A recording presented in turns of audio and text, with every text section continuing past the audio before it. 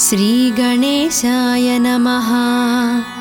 नारद उवाच प्रणम्य शिरसा देवं गौरीपुत्रं विनायकं भक्तावासं स्मरेन्नित्य आयुः कामार्थसाधये। प्रथमं वक्रतुण्डं च एकदन्तं द्वितीयकं तृतीयं कृष्णपिङ्गाक्षं गजवक्त्रं चतुर्धकं लम्बोदरं पञ्चमं च षष्ठं विकटमेव च सप्तमं विघ्नराजेन्द्रं च धूम्रवर्णं तथाष्टमं नवमं फालचन्द्रं च दशमं तु विनायकम् एकदंसं गणपतिं द्वादशं तु गजाननं द्वादशैतानि नामानि त्रिसन्ध्यं यः पठेन्नरः न च विघ्नभयं तस्य सर्वसिद्धिकरं प्रभो। विद्यार्थी लभते विद्यां धानार्थी लभते धनं पुत्रार्थी लभते पुत्रार्मोक्षार्थी लभते गतिं। जपेद् गणपतिस्तोत्रं षड्भिर्मासैः फलं लभेत् संवत्सरेण सिद्धिं च लभते नात्र संशयः। अष्टभ्यो ब्राह्मणेभ्यश्च लिखित्वा यः समर्पयेत् तस्य विद्या भवेत् सर्वा गणेशस्य प्रसादतः। श्रीगणेशाय नमः। नारद उवाच प्रणम्य शिरसा देवं गौरीपुत्रं विनायकं भक्तावासं स्मरेन्नित्य आयुः कामार्थसाधये। प्रथमं वक्रतुण्डं च एकदन्तं द्वितीयकं तृतीयं कृष्णपिङ्गाक्षं गजवक्त्रं चतुर्धकं लम्बोदरं पञ्चमं च षष्ठं विकटमेव च सप्तमं विघ्नराजेन्द्रं च धूम्रवर्णं तथाष्टमं नवमं फालचन्द्रं च दशमं तु विनायकम् एकदंसं गणपतिं द्वादशं तु गजाननं द्वादशैतानि नामानि त्रिसन्ध्यं यः पठेन्नरः न च विघ्नभयं तस्य सर्वसिद्धिकरं प्रभो। विद्यार्थी लभते विद्यां धानार्थी लभते धनं पुत्रार्थी लभते पुत्रार्मोक्षार्थी लभते गतिं। जपेद् गणपतिस्तोत्रं षड्भिर्मासैः फलं लभेत् संवत्सरेण सिद्धिं च लभते नात्र संशयः। अष्टभ्यो ब्राह्मणेभ्यश्च लिखित्वा यः समर्पयेत् तस्य विद्या भवेत् सर्वा गणेशस्य प्रसादतः। श्रीगणेशाय नमः। नारद उवाच प्रणम्य शिरसा देवं गौरीपुत्रं विनायकं भक्तावासं स्मरेन्नित्य आयुः कामार्थसाधये।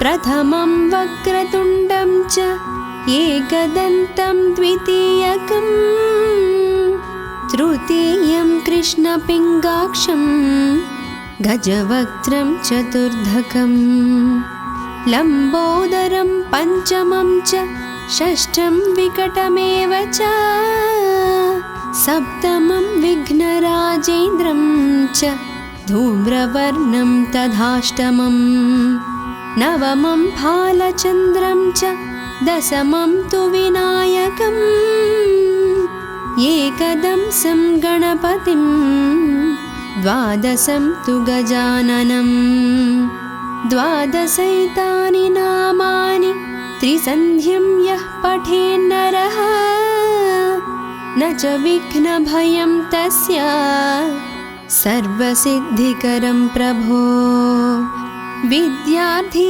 लभते विद्यां धानार्थी लभते धनम् पुत्रार्थी लभते पुत्रार्मोक्षार्थी लभते गतिम् जपेत् गणपतिस्तोत्रं षड्भिर्मासैः फलं लभेत् संवत्सरेण सिद्धिं च लभते नात्र संशयः अष्टभ्यो ब्राह्मणेभ्यश्च लिखित्वा यः समर्पयेत् तस्य विद्या भवेत् सर्वा गणेशस्य प्रसादतः।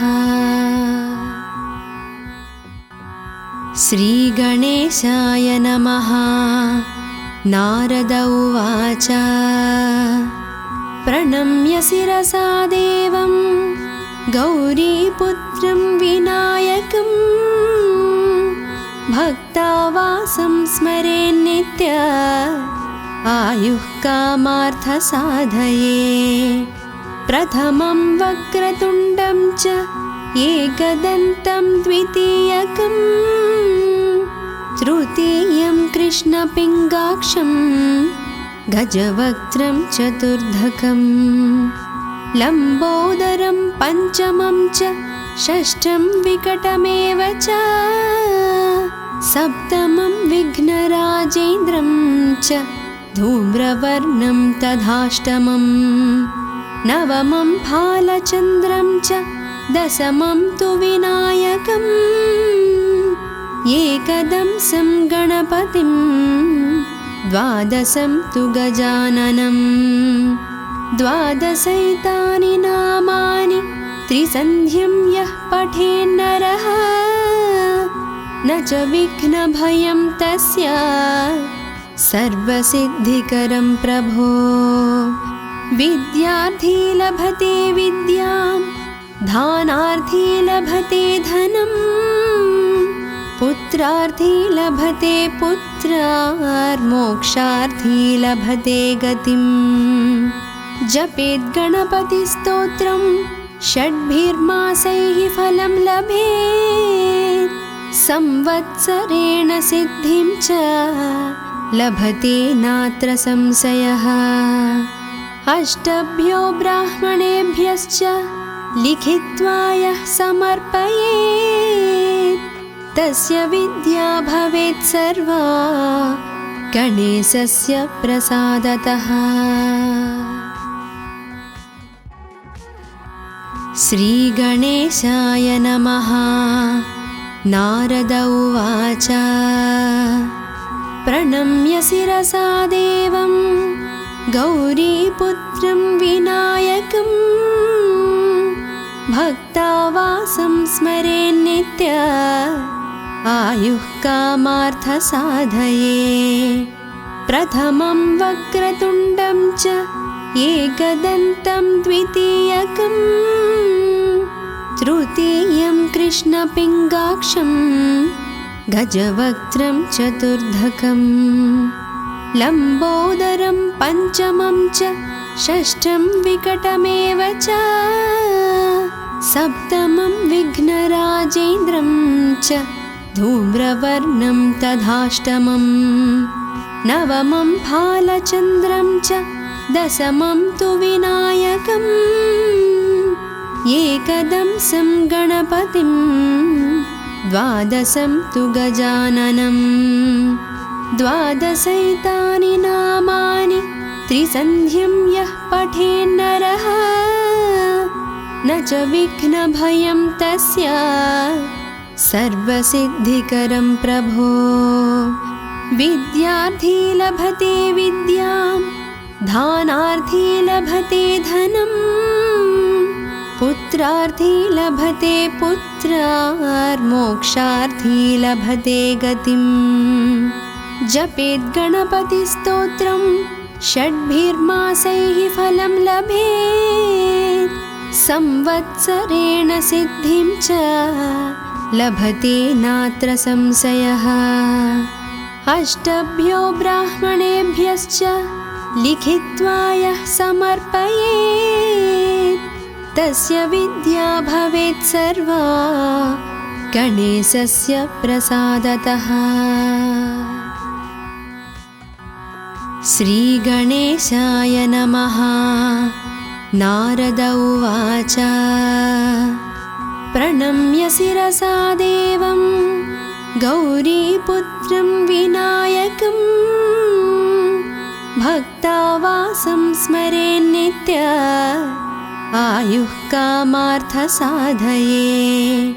प्रथमं वक्रतुण्डं च एकदन्तं द्वितीयकं, तृतीयं कृष्णपिङ्गाक्षं गजवक्त्रं चतुर्धकं, लम्बोदरं पञ्चमं च षष्ठं विकटमेव च, सप्तमं विघ्नराजेन्द्रं च धूम्रवर्णं तथाष्टमं, नवमं भालचन्द्रं च दशमं तु विनायकम्, एकदंसं गणपतिं द्वादशं तु गजाननं।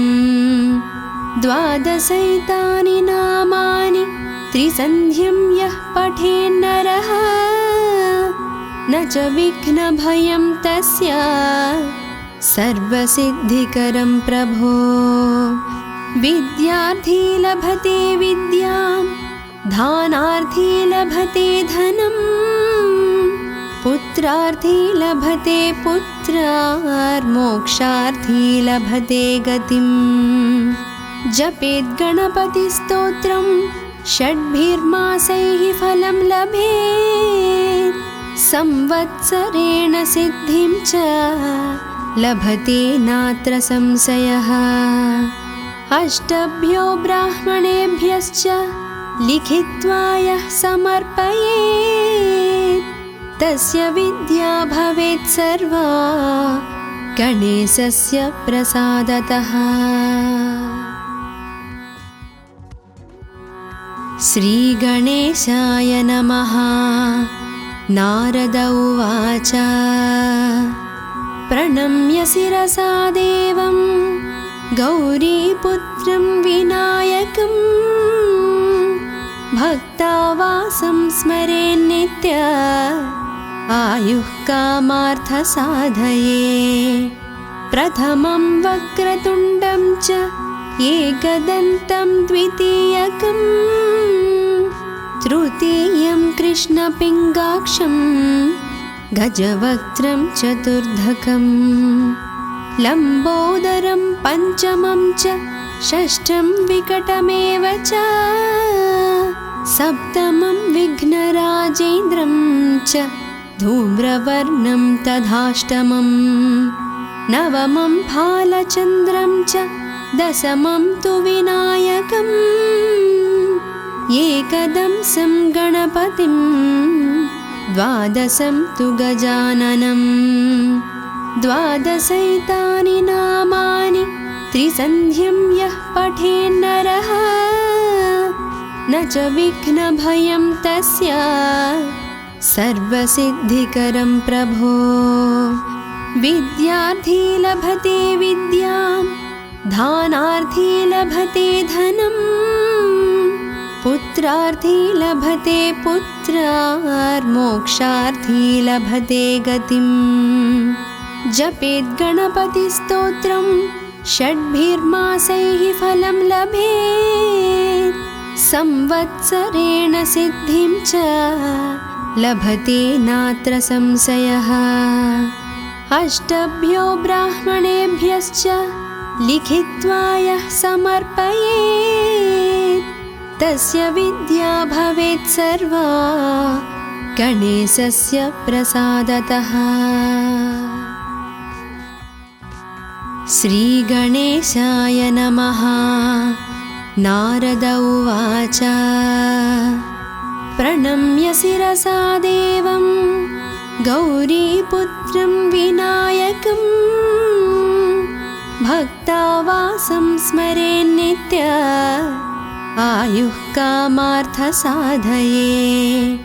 प्रथमं वक्रतुण्डं च एकदन्तं द्वितीयकं तृतीयं कृष्णपिङ्गाक्षं गजवक्त्रं चतुर्धकं लम्बोदरं पञ्चमं च षष्ठं विकटमेव च सप्तमं विघ्नराजेन्द्रं च धूम्रवर्णं तथाष्टमं नवमं फालचन्द्रं च दशमं तु विनायकम् एकदंसं गणपतिं द्वादशं तु गजाननं द्वादशैतानि नामानि त्रिसन्ध्यं यः पठेन्नरः न च विघ्नभयं तस्य सर्वसिद्धिकरं प्रभो।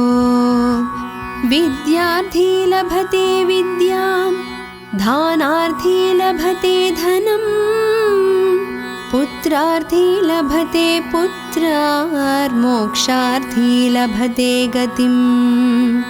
जपेत् गणपतिस्तोत्रं षड्भिर्मासैः फलं लभेत् संवत्सरेण सिद्धिं च लभते नात्र संशयः। अष्टभ्यो ब्राह्मणेभ्यश्च लिखित्वा यः समर्पयेत् तस्य विद्या भवेत् सर्वा गणेशस्य प्रसादतः।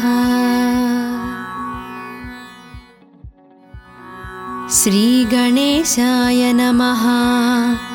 नारद उवाच प्रणम्य शिरसा देवं गौरीपुत्रं विनायकं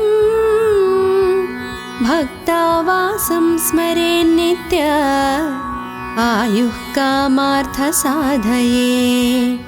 प्रथमं वक्रतुण्डं च एकदन्तं द्वितीयकं तृतीयं कृष्णपिङ्गाक्षं गजवक्त्रं चतुर्धकं लम्बोदरं पञ्चमं च षष्ठं विकटमेव च सप्तमं विघ्नराजेन्द्रं च धूम्रवर्णं तथाष्टमं नवमं फालचन्द्रं च दशमं तु विनायकम् एकदंसं गणपतिं द्वादशं तु गजाननं द्वादशैतानि नामानि त्रिसन्ध्यं यः पठेन्नरः न च विघ्नभयं तस्य सर्वसिद्धिकरं प्रभो।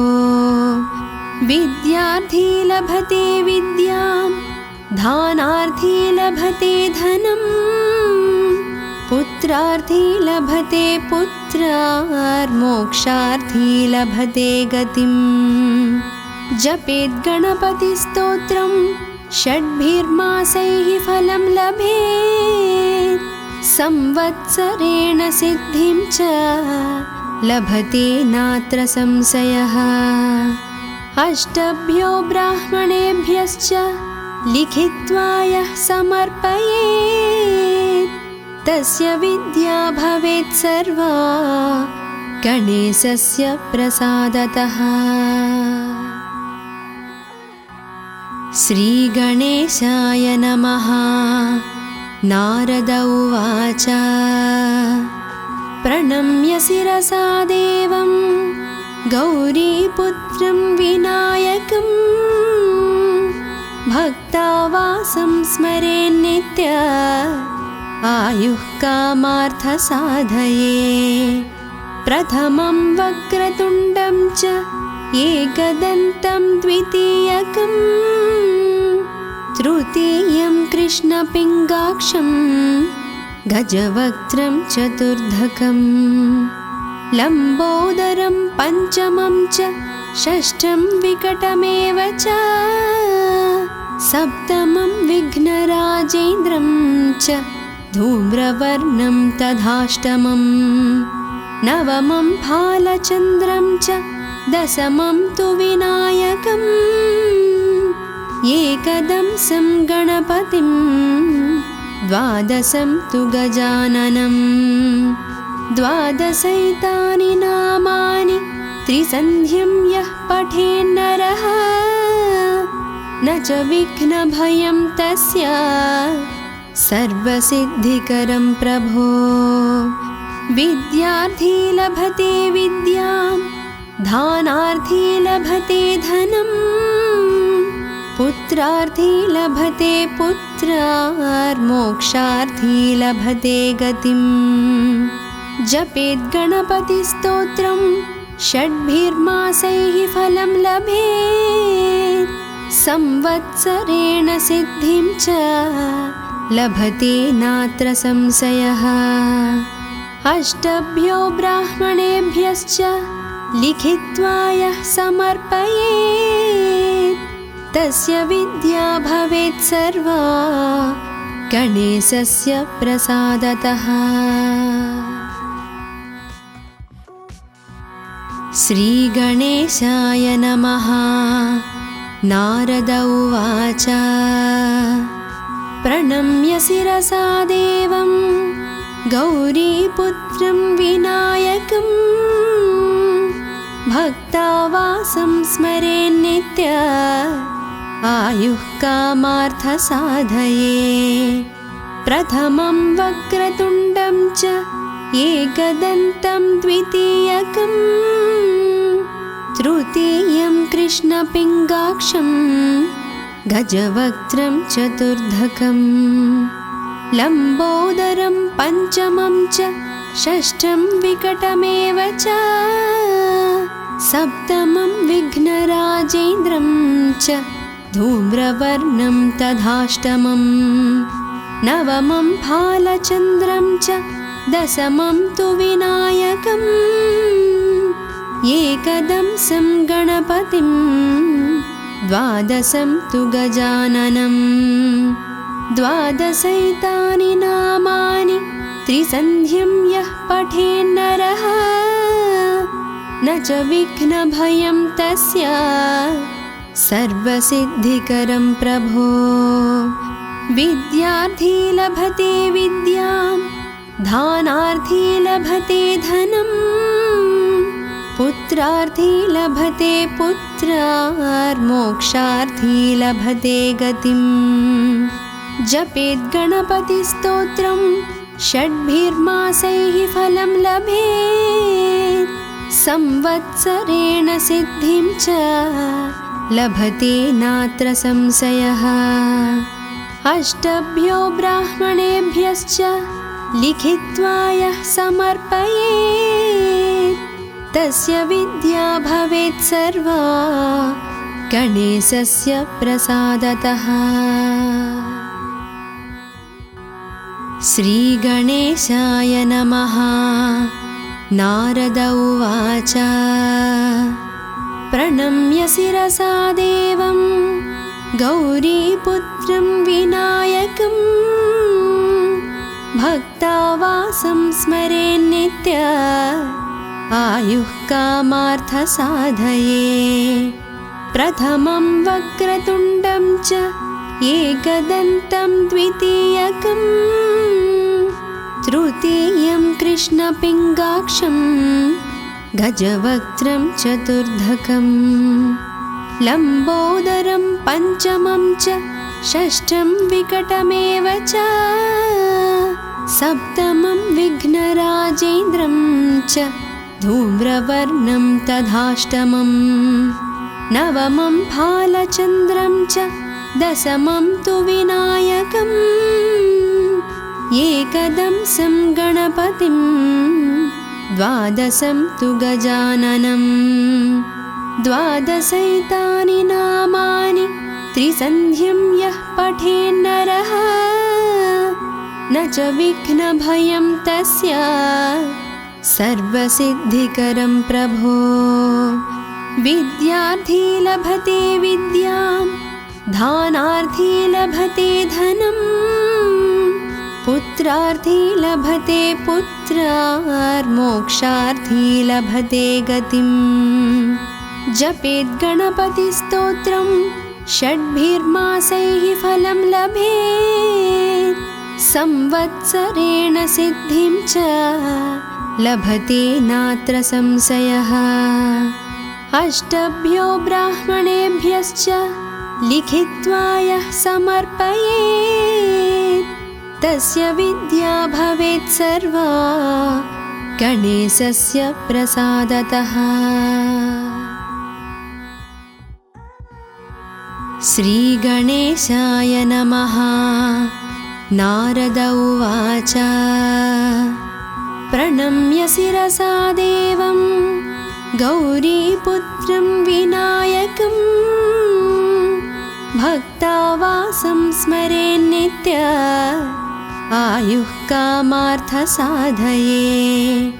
प्रथमं वक्रतुण्डं च एकदन्तं द्वितीयकं तृतीयं कृष्णपिङ्गाक्षं गजवक्त्रं चतुर्धकं लम्बोदरं पञ्चमं च षष्ठं विकटमेव च सप्तमं विघ्नराजेन्द्रं च धूम्रवर्णं तथाष्टमं नवमं भालचन्द्रं च दशमं तु विनायकम् एकदंसं गणपतिं द्वादशं तु गजाननं द्वादशैतानि नामानि त्रिसन्ध्यं यः पठेन्नरः न च विघ्नभयं तस्य सर्वसिद्धिकरं प्रभो।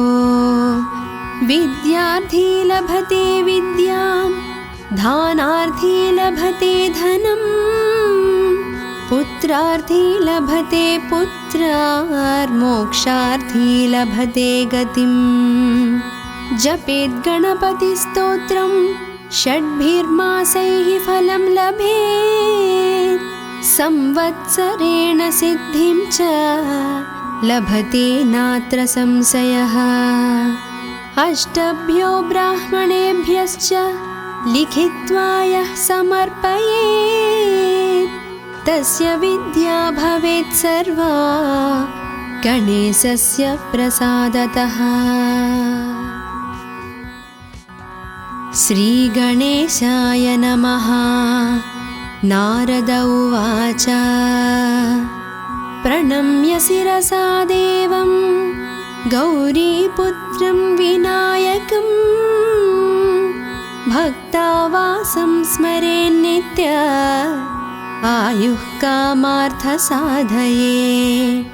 प्रथमं वक्रतुण्डं च एकदन्तं द्वितीयकं तृतीयं कृष्णपिङ्गाक्षं गजवक्त्रं चतुर्धकं लम्बोदरं पञ्चमं च षष्ठं विकटमेव च सप्तमं विघ्नराजेन्द्रं च धूम्रवर्णं तथाष्टमं नवमं भालचन्द्रं च दशमं तु विनायकम् एकदंसं गणपतिं द्वादशं तु गजाननं द्वादशैतानि नामानि त्रिसन्ध्यं यः पठेन्नरः न च विघ्नभयं तस्य सर्वसिद्धिकरं प्रभो। विद्यार्थी लभते विद्यां धानार्थी लभते धनं पुत्रार्थी लभते पुत्रार्मोक्षार्थी लभते गतिम्। जपेद् गणपतिस्तोत्रं षड्भिर्मासैः फलं लभेत् संवत्सरेण सिद्धिं च लभते नात्र संशयः। अष्टभ्यो ब्राह्मणेभ्यश्च लिखित्वा यः समर्पयेत् तस्य विद्या भवेत् सर्वा गणेशस्य प्रसादतः। श्रीगणेशाय नमः। नारद उवाच प्रणम्य शिरसा देवं गौरीपुत्रं विनायकं भक्तावासं स्मरेन्नित्य आयुः कामार्थसाधये। प्रथमं वक्रतुण्डं च एकदन्तं द्वितीयकं तृतीयं कृष्णपिङ्गाक्षं गजवक्त्रं चतुर्धकं लम्बोदरं पञ्चमं च षष्ठं विकटमेव च सप्तमं विघ्नराजेन्द्रं च धूम्रवर्णं तथाष्टमं नवमं भालचन्द्रं च दशमं तु विनायकम् एकदंसं गणपतिं द्वादशं तु गजाननं। द्वादशैतानि नामानि त्रिसन्ध्यं यः पठेन्नरः न च विघ्नभयं तस्य सर्वसिद्धिकरं प्रभो। विद्यार्थी लभते विद्यां दानार्थी लभते धनं पुत्रार्थी लभते पुत्रार्मोक्षार्थी लभते गतिं।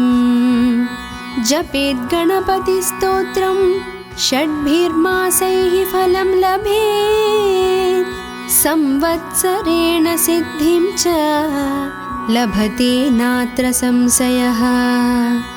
अष्टभ्यो ब्राह्मणेभ्यश्च लिखित्वा यः समर्पयेत् तस्य विद्या भवेत् सर्वा गणेशस्य प्रसादतः। श्रीगणेशाय नमः। नारद उवाच प्रणम्य शिरसा देवं गौरीपुत्रं विनायकं भक्तावासं स्मरेन्नित्य आयुः कामार्थसाधये। प्रथमं वक्रतुण्डं च एकदन्तं द्वितीयकं तृतीयं कृष्णपिङ्गाक्षं गजवक्त्रं चतुर्धकं लम्बोदरं पञ्चमं च षष्ठं विकटमेव च सप्तमं विघ्नराजेन्द्रं च धूम्रवर्णं तथाष्टमं नवमं भालचन्द्रं च दशमं तु विनायकम् एकदंसं गणपतिं द्वादशं तु गजाननं। द्वादशैतानि नामानि त्रिसन्ध्यं यः पठेन्नरः न च विघ्नभयं तस्य सर्वसिद्धिकरं प्रभो। विद्यार्थी लभते विद्यां दानार्थी लभते धनं पुत्रार्थी लभते पुत्रार्मोक्षार्थी लभते गतिं। जपेत् गणपतिस्तोत्रं षड्भिर्मासैः फलं लभेत् संवत्सरेण सिद्धिं च लभते नात्र संशयः। अष्टभ्यो ब्राह्मणेभ्यश्च लिखित्वा यः समर्पयेत् तस्य विद्या भवेत् सर्वा गणेशस्य प्रसादतः।